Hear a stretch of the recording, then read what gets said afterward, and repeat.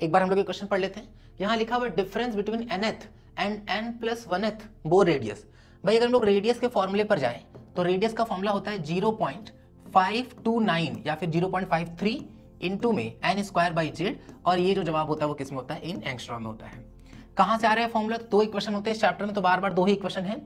एक हम लोग का इक्वेशन है क्या, mvr is equals to nh upon 2 pi, Bohr का इक्वेशन था ये कि भाई जो भी एंगुलर मोमेंटम होता है वो h अपॉन 2 पाई का इंटीग्रल मल्टीपल होगा।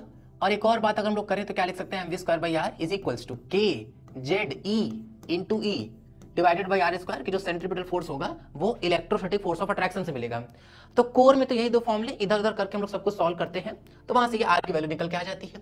अब क्वेश्चन को पढ़ लेते हैं। लिखा हुआ है difference between nth and n plus 1th। n के डायरेक्टली प्रोपोर्शनल है, मतलब n ज्यादा तो r ज्यादा, तो 0.529। n प्लस 1 वाला ज्यादा होगा तो n प्लस 1 का whole square divided by Z minus nth orbit, तो क्या लिख लेंगे 0.529 इंटू में n square by Z equal. बोला गया है कि जो डिफरेंस है वो इक्वल है n माइनस 1th ऑर्बिट के, मतलब कितना 0.529 n माइनस 1 का होल स्क्वायर और डिवाइडेड बाई क्या, जेड। 0.529 बाई जेड कॉमन लेकर काट देंगे, यहाँ क्या बचेगा n प्लस 1 का whole square minus n square is equal to n minus 1 का होल स्क्वायर। अगर हम लोग होल स्क्वायर ओपन कर दें तो क्या आ जाएगा, n square plus 1 plus 2n minus n square. यहाँ पे होल स्क्वायर ओपन करेंगे तो n स्क्वायर प्लस 1 माइनस में 2n, n स्क्वायर से n स्क्वायर कट जाएगा।